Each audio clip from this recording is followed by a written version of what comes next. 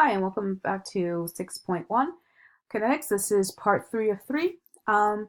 We're going to continue on where we left off in part 2, which is learning about rate laws.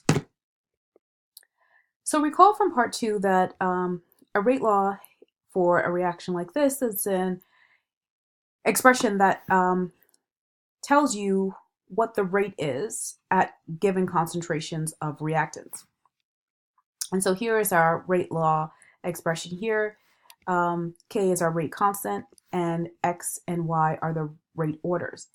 Now it's important to note, especially since we just finished the equilibrium unit, that X and Y are not the coefficients and must be determined experimentally.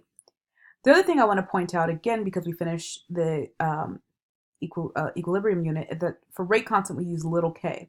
It's not the same as big K from equilibrium. So the notation here is super important. Now going back to looking at X and Y, again, these are not coefficients from the balance equation, and I said they must be determined experimentally. There are different experiments we can use to determine rate laws, and it all kind of depends on the data that you collect and how you analyze it. The first method we're going to look at is method of initial rates, and there are 3 more methods that we'll look at throughout the unit. So let's talk about this method of initial rates in terms of the experiment that we're doing. Initial means the beginning, right? What you're starting with. And so for these initial rates method, you take low concentrations of reactants and you measure the rate of the reaction pretty much at the very beginning, very start of the reaction. And so the for the experiment, what you're going to do is you're going to collect both your initial concentrations and the rates of the reaction. Now, in order to determine what the rate law is, there's 2 things you need to find. You need to find the rate constant and your rate order. So how does this data sort of help you to do that? From this data, notice that there are 3 different experiments. And that's important because at this moment you have 3 variables here. And specifically, let's focus on the rate order variables. You may recall from Algebra 2 systems of equations, when you have more than one variable, you're going to need more than one equation. So then that way, certain variables you can get to cancel out. And if you get those to cancel out, then you're left with an equation with one variable, and then that's solvable. And that's the sort of thing that we're doing here. We're using several experiments so that we can cancel out variables. So we're left with just one variable to solve. Okay, so how exactly do we do that? What you're going to do is you're going to watch a video where they show you how to find rate orders for a reaction and the rate constant given this table of initial rates, which again has initial concentration of the reactant and the initial rate of the reaction.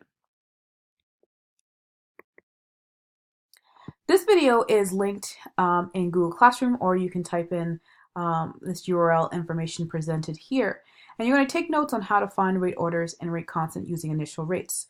So take a moment, pause this video now, watch that video, take some notes, and when you come back and press play again, we will look at our example for initial rates and see how we solve it.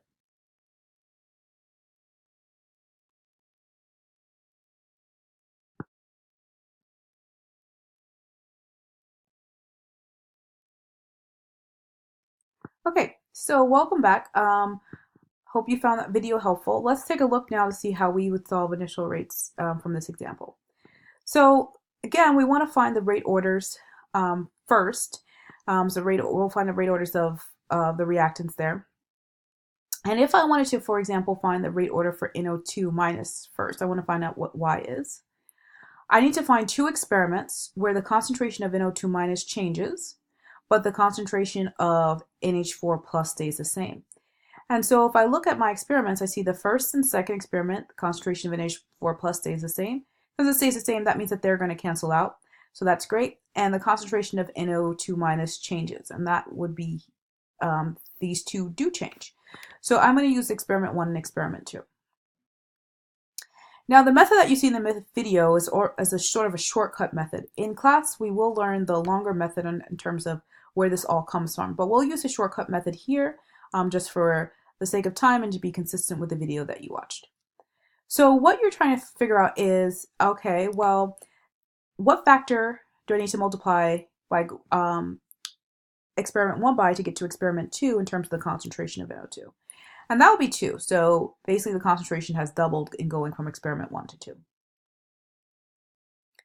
Now let's see, what about the rates? What factor did I multiply those by?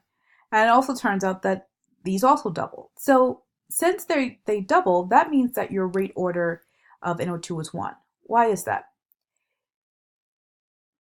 Remember that this factor, which is the concentration of NO2, is raised to some power, that y that we're looking for. So this is 2 to the y power. And that's going to equal to, and that's equal to 2. So what power could you raise this 2 by in order to get it to equal 2? And that would be 1. If, on the other hand, when you multiply these out, this number was 4, for example, that would be, well, 2 raised to what power? So what power would we raise this to get to the 4? Then in that case, the rate order would be 2. If, again, this was doubled, so this is still 2, and we're trying to figure out the power of y, so the power we're raising this 2 over here too. But the rate increased by a factor of 8, then we would be, then the rate order would have to be 3, because 2 to the 3rd power will give you the 8. So that's sort of the thing that you're looking for here. So back to our example here, the rate order is 1, because we would raise 2 to the power of 1 to get to 2. We do the same thing for NH4 plus. In this case, I would use experiments 2 and 3, because in experiment 2 and 3, the concentration of NH4 plus changes, and that's the one we're focusing on, so you want that one to change, whereas the concentration of NO2 minus stays the same. The one we are not focusing on, we want it to stay the same so it can cancel out. And in this case, we have the same situation happening where the concentrations of NH4 plus doubles, whereas the concentration the rates also double. So since they both double, the rate order with respect to NH4 plus is 1. Now that we know that, we can go ahead and plug that into our rate law. Rate equals K times NH4 plus to the power of 1 times concentration of NO2 minus to the power of 1.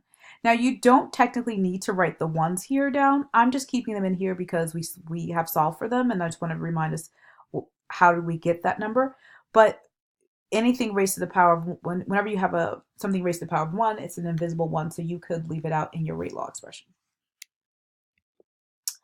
Okay, now let's talk about how do we solve for K. So the way that we do that is we now have all variables except for K. K is our only variable. So now this becomes a simple matter of plug and chug. You have 3 experiments here, and you can pick any experiment unless they specifically tell you to pick a certain experiment. And what you're going to do is you're going to plug in your values for that experiment into the rate law. So starting with rate, if I use experiment 1, the rate is 1.35 times 10 to the minus 7. I plug that in here. Oops. And then the concentrations of NH4 plus is 0.1. Concentration of NO2 minus is 0.005. I plug that in as well. And then once I do that, I can solve for my K, and I get my K to be 2.7 times 10 to the minus 4. And notice I have the units, which we saw how to solve for in the previous video. So units are going to be important. And so that's my value of K. So my overall rate law expression would look something like this. And with this rate law expression, you can do all sorts of wonderful things. So how could you apply some knowledge like this? So a couple of common applications is one, with that rate law there, you saw we can calculate the rate constant including appropriate units. And you can do that, remember rate constant will stay the same at a given temperature, so once you calculate it, you got it. The other thing, you can predict the rate of the reaction at different concentrations. So let's say, for example, I'm like, I want to do this reaction where the concentration is of both of these is 0.5 molar. You can go ahead and plug those values into your rate law. So I plug in the 0.5 molar here, 0.5 molar there. I eliminated the units just to make it a little bit more clear. and then I get the rate to be 6.8 times 10 to the minus 6. And of course, I need to correct this because I am missing my units. So I want to make sure we have that. Remember, rates are always going to be concentration per second or amount per second. All right, so that's how we can apply the rate law. All right, that's it for this video. I would take a moment to sort of reflect and process the information that you've learned throughout these 3 videos and come in class ready with questions. Have a quality day, folks.